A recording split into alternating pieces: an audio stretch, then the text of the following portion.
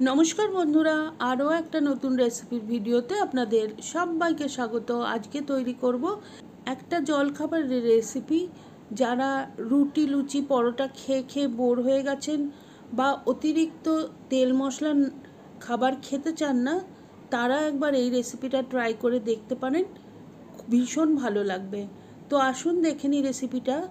এটার জন্য 150 গ্রাম মতো মুগ ডাল আমি ভিজিয়ে রেখেছিলাম 4 ঘন্টা আগে, আর এখন বেশ নরম হয়ে গেছে ডালটা।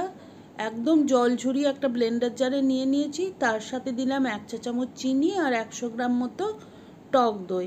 খুব ভালো করে ব্লেন্ড করে নেব, যাতে করে মুগ ডালের কোনো দানা না থাকে। একদম মিহি একটা পেস্ট তৈরি হবে। সেটা আমি একটা বাটির মধ্যে ঢেলে নিচ্ছি। আর আমি দুবারে সমস্ত ডালটা পেস্ট করে নিয়েছি। এখন দিয়ে দিলাম 1 চা চামচ লেবুর রস আর আন্দাজ মতো লবণ। খুব ভালো করে মিশিয়ে নেব। এখানে লেবুর রস না থাকলে আপনারা 1 চা চামচ ভিনিগারও দিতে পারেন। আর তার সাথে আমি এখন মিশিয়ে দিচ্ছি 50 গ্রামের মতো চালের গুঁড়ো। আপনারা চাইলে এখানে চালের গুঁড়োর বদলে সুজিও দিতে পারেন, মিহিদানার সুজিটা দেওয়া যায়। আর এখন খুব ভালো করে মিশিয়ে নিচ্ছি। এই রকম একটা ব্যাটার তৈরি হবে। ঢাকনা দিয়ে 15-20 মিনিট রেখে দেবো, যাতে চাল গুঁড়োটা একটু জল পেয়ে ফুলে যায়। আর ততক্ষণ চাটনির জন্য প্রিপারেশন করে রাখবো। 1/2 ইঞ্চি মতো আদার টুকরো আমি টুকরো করে কেটে দিলাম। তার সাথে দিচ্ছি 4টে কাঁচা লঙ্কা, যেমন ঝাল খান সেই অনুযায়ী লঙ্কাটা দেবেন। 2টো মিডিয়াম সাইজ পেঁয়াজ আমি এখানে টুকরো টুকরো করে দিয়েছি।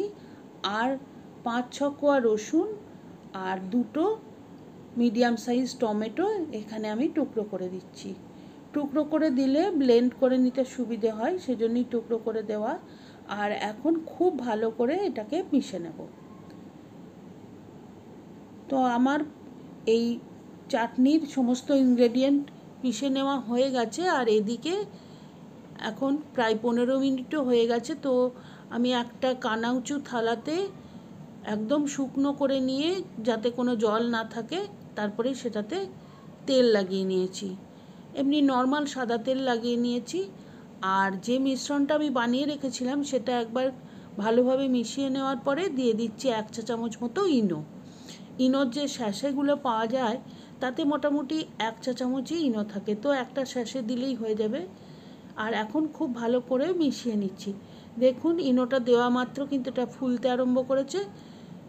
যদি আপনারা ইনো না দিতে চান তাহলে 1/2 চা চামচ বেকিং সোডা দিতে পারেন, তবে ইনো দিলেই বেশি ভালো হয়। আর এখন আমি ওই তেল মাখানো থালাটাই ঢেলে নিয়েছি। আর পুরোটা কিন্তু ভর্তি করব না, তাতে ফুলে উঠে উপরের ঢাকনাটাই লেগে যেতে পারে। কড়াইতে জল গরম করতে দিয়ে দিয়েছি, তার উপরে একটা স্ট্যান্ড দিয়ে এই যে মিশ্রণটা দিয়েছি সেই থালাটা বসিয়ে দিলাম। আর এখন আর একটা থালা দিয়ে ঢেকে দিচ্ছি কড়াইটা। আর একদম ফুল ফ্লেমে 20 থেকে 25 মিনিট রান্না করে নেব। প্রায় 25 মিনিট বাদে আমি ঢাকনা খুলছি। 20 মিনিট বাদে ঢাকনা খুলে একবার দেখেছিলাম, তখন কিন্তু এই কেকটা পুরোপুরি তৈরি হয়নি। আর এখন দেখুন ছুরিটা একদম পরিষ্কারভাবে বেরিয়ে এলো, কিচ্ছু লেগে যায়নি। তার মানে এখন এই কেকটা পুরোপুরি তৈরি। আমি এখন গ্যাসটা অফ করে দিয়ে বাটিটা তুলে রেখেছিলাম, আর একটু ঠান্ডা হয়ে যাওয়ার পরে কেটে নিচ্ছি। এটা কিন্তু খুব সহজেই ডিমোল্ড করা যাবে। আর দেখুন কতটা ভেতরটা জালিদার হয়েছে, দেখেই বোঝা যাচ্ছে। ভীষণ ফ্লাফি, নরম তুলতুলে কেকটা তৈরি হয়েছে। এটাকে আমি চাল ডালের কেকই বলি।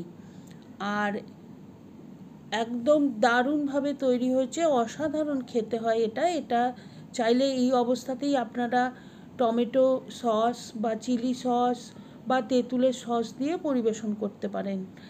আর আমি যে এক্সট্রা একটুখানি ব্যাটার ছিল সেটা একটা টিফিন বক্সে করে বসিয়ে দিয়েছিলাম স্টিম হতে, সেটাও আমি একইভাবে কেটে নিলাম। এখন কড়াইতে গরম করতে দিলাম 2 চামচ সাদা তেল। আর তাতে দিয়ে দিয়েছি 1/4 চা চামচ হিং, 1/2 চা চামচ কালো সর্ষে, কিছুটা কারি পাতা। সব কিছু ভাজা হয়ে খুব সুন্দর গন্ধ বের হয়ে গেলে টমেটো, পেঁয়াজ, রসুন, আদার যে মিক্সচারটা আমি বানিয়ে রেখেছিলাম সেটা দিয়ে দিলাম। আর ভালোভাবে এখন ভেজে নেব।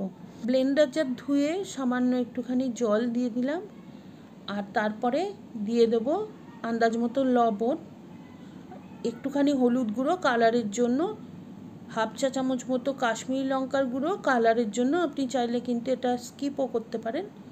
খুব ভালো করে অনবরত নাড়াচাড়া করে ভেজে নেব যতক্ষণ পর্যন্ত না মশলার কাঁচা গন্ধ চলে যায় আর এই মিশ্রণটা একটু তেল ছেড়ে দেয়। তারপরে দিয়ে দিচ্ছি 2 চা চামচ মতো টমেটো সস। এতে করে এই চাটনিটার স্বাদটা ভীষণ ভালো হবে। সব কিছু মিশিয়ে নিয়েছি, আর তারপরে যে কেকগুলো আমি কেটে তৈরি করে রেখেছিলাম সেগুলো দিয়ে দিলাম, আর আঁচটা কমিয়ে দিয়েছি যেহেতু চাটনিটা অনেকটাই একদম জল শূন্য হয়ে গেছে। তো এখন খুব ভালো করে আমি এই কেকগুলোর গায়ে চাটনিটা লাগিয়ে নেব। 2-3 মিনিট একদম লো ফ্লেমে নাড়াচাড়া করে কেকটা চাটনির মধ্যে লাগিয়ে নেব, তারপরে গ্যাসটা অফ করে দিয়ে পরিবেশন করে দেবো। একবার আপনারা এইভাবে বানিয়ে খেয়ে দেখবেন, অসাধারণ লাগে। আর মাত্র 2 চামচ তেলে কিন্তু পুরো পরিবারের জন্য জলখাবার রেডি। অবশ্যই বানিয়ে দেখবেন, কমেন্ট করে জানাবেন কেমন লাগলো। রেসিপি বানালে ছবি শেয়ার করতে পারেন আমার ফেসবুক পেজে। আর রেসিপি ভালো লাগলে please like, share and subscribe.